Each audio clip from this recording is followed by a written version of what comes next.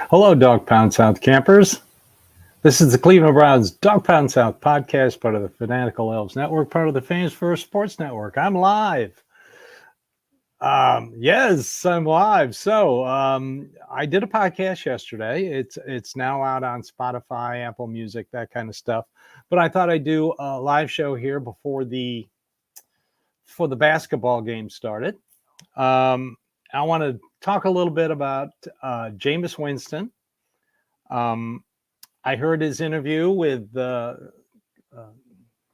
Browns Daily, Cleveland Browns Daily. I thought it was very informative. I look, I like Jameis Winston. I think he'll be an asset to this team. I have no problems with him being the backup. They're going to go to a more spread offense. He's perfect. Like I said in my podcast, I'm going to repeat a few things that I did yesterday.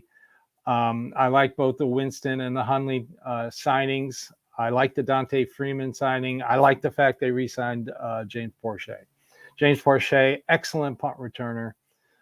I also feel that as we get closer to training camp and other teams are desperate for backup quarterbacks, like I said, 58 quarterbacks started in 2023, and that's an NFL record. I feel that one of the two backups will become valuable to another team, and Andrew Berry will be able to get draft assets because we all know draft assets are very important to Cleveland Browns fans. Now let's talk a little bit about Jerry Jeudy. I like the trade for Jerry Jeudy. I know a lot of fans don't like it. Some fans do. Of course, the national media narrative is one thing. Some like it, some don't like it. And then he got restructured and then extended. Now, I'm not going to comment on what the contract that he got extended because I haven't seen it yet.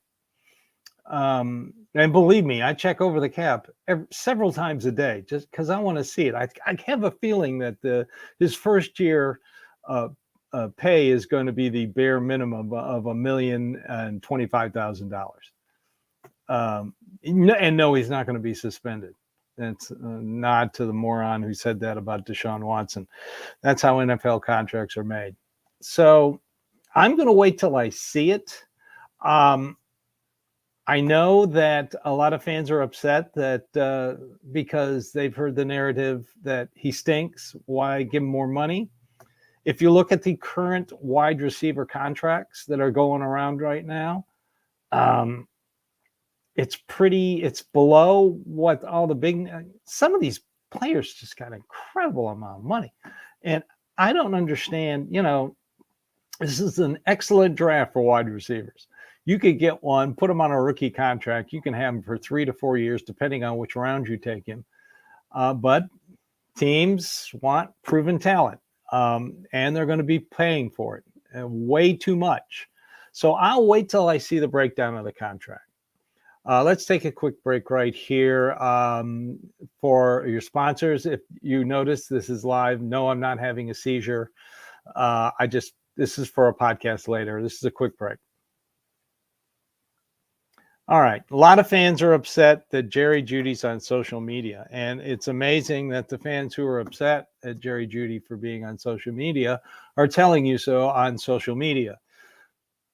I don't care if a player goes on social media. Fine. As long as he's not telling the world what the Browns are going to do in the nex game, I really don't care. I don't follow current players. I follow former players. I follow Joe Thomas, Eric Metcalf, Felix Wright, one of my all-time favorites, Josh Cribbs. I follow guys, Bernie Kosar. I follow guys like that because I'm interested in what they have to say. So I don't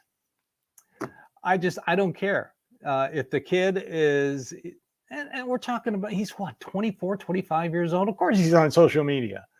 I'm 60. I'm about to be 66. I'm on social media. You're watching me on social media. Everybody calm down. They gave David Njoku a contract extension, and everybody complained about it. This is a guy who asked to be traded, not once, but twice. And he finally realized that he has to dedicate himself to being a better player. And he did that. He posts on social media. I don't hear anybody complaining about him. So let's just let this go. I don't think it's all that important. All I got to do is say to Jerry Jeudy, show up in training camp, learn from your coaches, learn from Amari Cooper, and show it on the field. That's all you have to do. Fans will love you. You catch a last-minute touchdown versus the Pittsburgh Steelers or the Baltimore Ravens, fans are going to love you. So let's just go with that. So that's it for today. I know everybody wants to watch basketball. I'm not going to ask how your brackets are doing. Just two key things. I live in an SEC city. I went to an SEC school. I graduated from Vanderbilt. The SEC is notoriously overhyped going into the tournament. Always overhyped. I was not surprised Kentucky lost. Right now, they are discussing if they're going to fire John Calipari. They have fired better coaches for doing less than what John Calipari does. They are. It used to be SEC basketball used to be Kentucky and everybody else, kind of like SEC football was Alabama and everybody else. Well, the SEC basketball is just on a down spiral. Second point, and I live by this rule every time the tournament comes, 9 out of 10 times. If you bet against Tom Izzo, you're going to lose. He has some way of winning first games. I know in the past there's been times where he lost the first game. But 9 times out of 10, he's going to win that game. And it was double because he was playing an SEC school, an overhyped SEC school. So everybody enjoy the games today. Hopefully there'll be some more upsets. I love upsets in March Madness. So everybody have a great day. And just remember, go Browns.